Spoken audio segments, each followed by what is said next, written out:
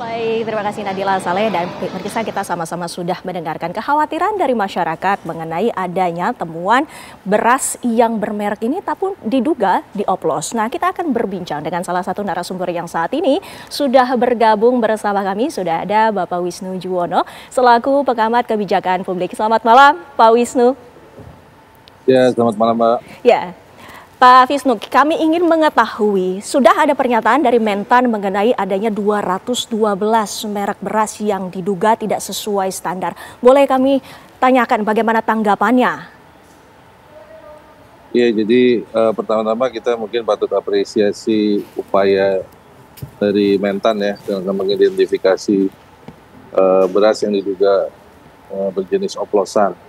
Cuman masalah ini sebenarnya tidak selesai ya, selalu berulang ya masalah isu beras oplosan ini. Jadi sebenarnya yang dilakukan pemerintah ini adalah setelah ada beras oplosan, harusnya adalah bagaimana mencegah agar beras oplosan itu tidak terjadi, tidak terdistribusi di masyarakat, bukan setelah terdistribusi baru pemerintah istilahnya berteriak-teriak ya, mengidentifikasi bahwa ini ada masalah dalam beras oplosan. Harusnya ada usaha mengontrol dalam pasokan beras ini agar jangan sampai beras oplosan beredar di masyarakat. Karena kalau kayak gini kan sudah pasti ada yang terkena ya dampak dari distribusi beras oplosan tersebut. Pak Wisnu, yang tadi kita sebutkan, kita sama-sama sepakat bahwa ini bukanlah kasus yang pertama kali terjadi, namun ternyata terulang kembali. Nah, ini menurut Bapak sendiri, celahnya tuh ada di mana sehingga kasus ini terus-menerus terjadi dan masyarakat menjadi korbannya?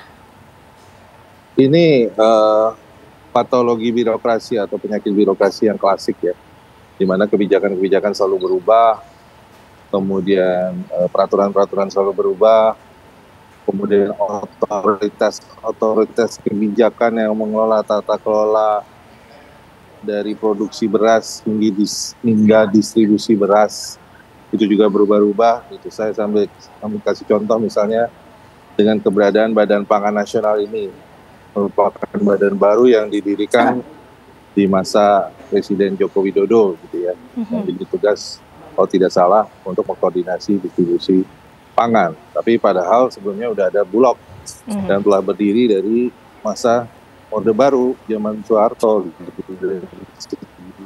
Pengalaman dari segi institusi kan seharusnya mereka jauh mumpuni dibandingkan badan baru. Nah, ini kemudian ada Kementerian Pertanian dan kemudian ada lagi Kementerian Perdagangan juga punya otoritas. Jadi otoritas yang berubah-ubah, terfragmentasi, adanya badan baru, perubahan aturan di level keputusan presiden, di level keputusan menteri. Nah, ini yang akhirnya menciptakan peluang-peluang bagi para pedagang oplosan ini gitu. Karena dengan adanya aturan yang berubah-ubah, otoritas yang terfragmentasi, pasti akan ada peluang bagi para distributor nakal untuk mencari celah dan mendistribusikan beras-beras yang oplosan seperti ini. Itu yang terjadi sih menurut saya. Pak Wisnu, berarti kami garis bawahi, berarti menurut Anda ada keterlibatan distributor besar ataupun mungkin dari impor juga termasuk salah satunya yang ikut terlibat dalam kasus ini?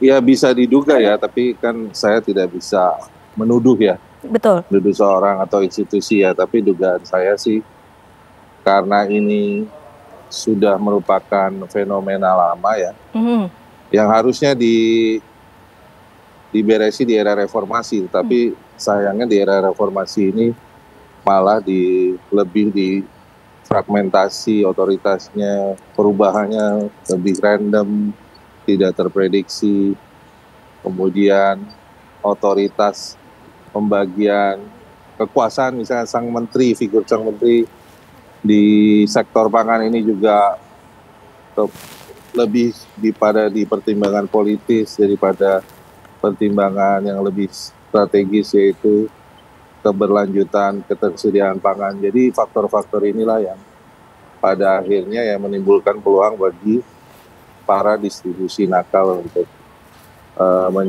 mendapatkan istilahnya pendapatan ya dengan cara yang tidak benar. Baik, terima kasih sekali lagi Pak Visto Juwono waktunya bersama kami di Apa Kabar Indonesia Malam. Sehat selalu Pak.